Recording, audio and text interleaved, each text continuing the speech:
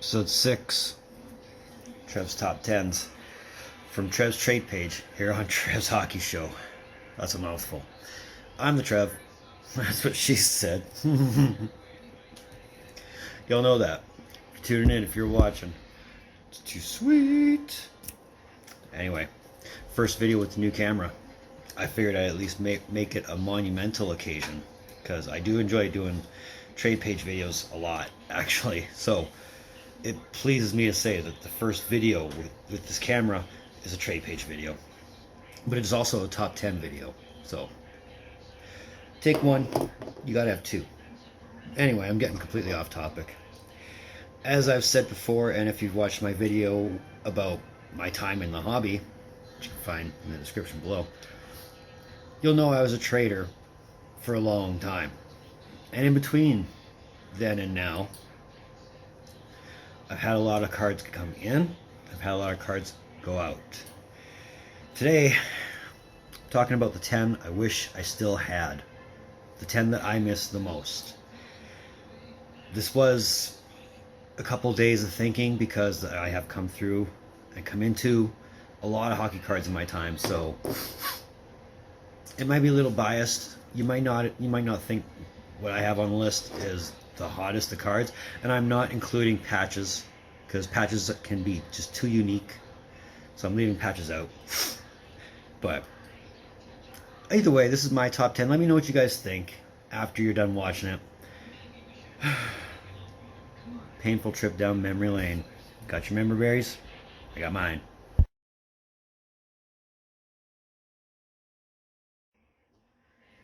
So number 10 on this list, not the most flashiest of cards.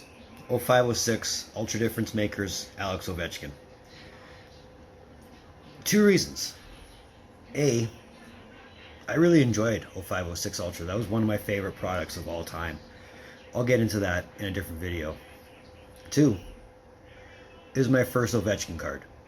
And ever since Ovechkin's come along, my collection has been influenced in one way, shape, or form of another by Ovechkin. Either I've had it coming in, or I've secretly held on to it and built it up that way. There's always been some kind of form of Ovechkin in my collection, so the first one always has that special place. I'm sure you have yours in your PCs, I don't know, but for me, I can remember that. Just like I can remember number 9.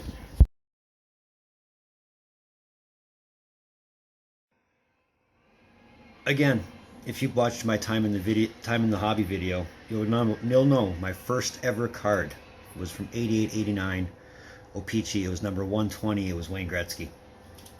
You don't forget a thing like that. I've come into this card many times, and ultimately I'd love to come into it graded. That way I can put it up, shadow box, and say my first ever hockey card. But as I've said, I've come into it a few times. I've lost it in one way, form, or another, but I'd love to get it back in.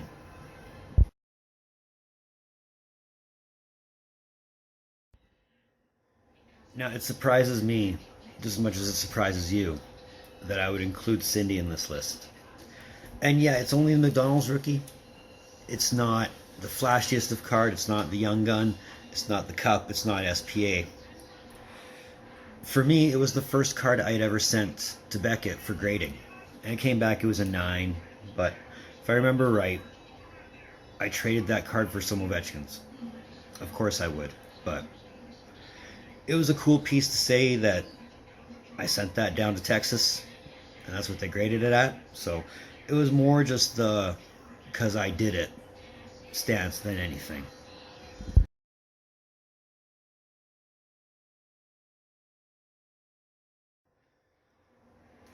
On the topic of gradeds, this Barley was the first and only graded Barley in my collection when I was collecting Barley.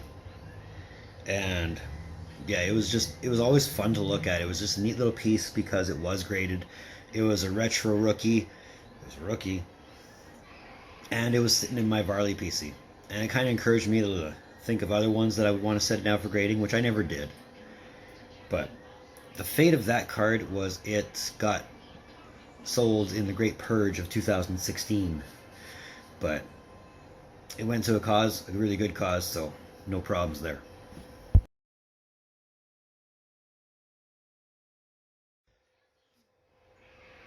I know it's kind of late putting it on this list. I kind of thought maybe I'd put it on earlier, but I thought, well, there's probably some other cards that I've come into that have kicked a little more ass. But the Barley Cup rookie kicked ass twice. Bought it twice. First one got lost in a move. Legit. Got lost in a move. Second one was part of the purge of 2016. But it went to a good cause. So it's all good.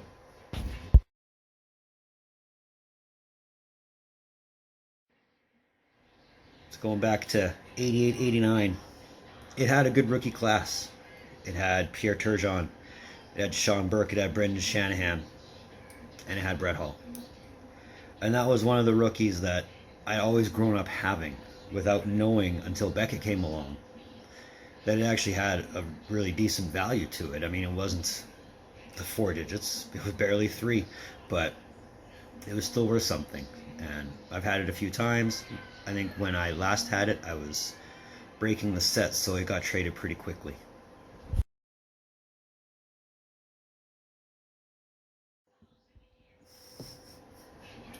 I'm going to paint you a story. Before Beckett became a price guide, before they launched annual magazines, I had a Gretzky rookie. And we had a family Christmas out in the country. And my uncle, the weaselly little salesman that he is, was able to convince me to trade that Gretzky rookie for a sticker book with about 15, 16 packs of stickers. That sticker book had nothing in it. And I was out of Gretzky rookie. He got stripped up and down, left, right, and center, because I was only 9 at the time. Like I said, Beckett wasn't even around at the time. And yeah, it was totally taken advantage of, but I never saw that rookie again.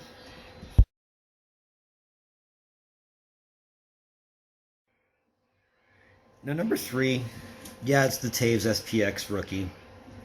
I never really physically owned it. I was trading for somebody else. And I used some of my cards to help out his PC. So he was into me for a bit. And I told him, okay, well, till you give me the money or the cards in equal value, I'm going to hold on to this Tapez. I held on to it for about 4 months. He paid me back in cards. But for 4 months, I was entertaining offers on a Tapez rookie. I'd love to have that back.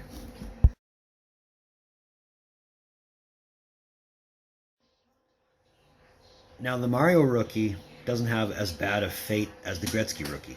The Mario rookie, I got that early in my collection. I had actually found somebody who traded me for it. I gave up a few early Gretzkys and whatever else, but I'd had that card early in my collecting and had it for a little while until it got lost in a move.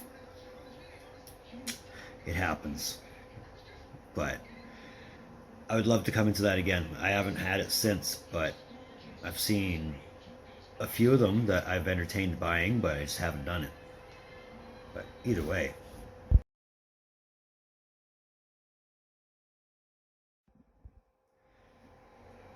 My white whale. My Moby Dick. My holy grail. The OV Young Gun. Now, like I said, the OV has influenced my collection in one way, shape, form, or another for a long time. I've only ever had the Young Gun once. And I ended up trading it for somebody else's PC. And yeah, shame on me. That's why I've gone through so many different Ovechkin collections, but it'd be one of those ones where I would just love to have it back again. Just to hold on to it, just say I have it, because it's not going to get any cheaper to get. Not that it's horribly expensive, but nowadays they're all graded, so you will probably want to look for something graded. But either way, love to have another crack at the OV Young Gun. So that was a painful trip down memory lane, and this is episode 6, Trev's Top 10s from Trev's Trade page here on Trev's Hockey Show. I want to thank you for tuning in. Your viewership always means so much to me, always has, always will, I do appreciate each and every one of you that's watched, especially if you watched to this point. It helps me out a lot. If you want to, you can like this video. If you really want, there's that little red button. Got that thing I hit. Same thing with all the content I'm putting out. Help this channel get to 50 subs. We're so close. We're so close. If you want to, find me on Facebook at Trev's Trade Page. And find me on Instagram at Rockstar Trev TV. Moving forward, as far as top 10s is concerned, I got one more for the trade page. I've got about 5 more for the main page, and I got about 6 or 7 for the wrestling page. So I got a lot of top 10s. It's just a matter of when do I want to do them. But either way, in the meantime, and in between time, be looking for more videos from Trev. Later.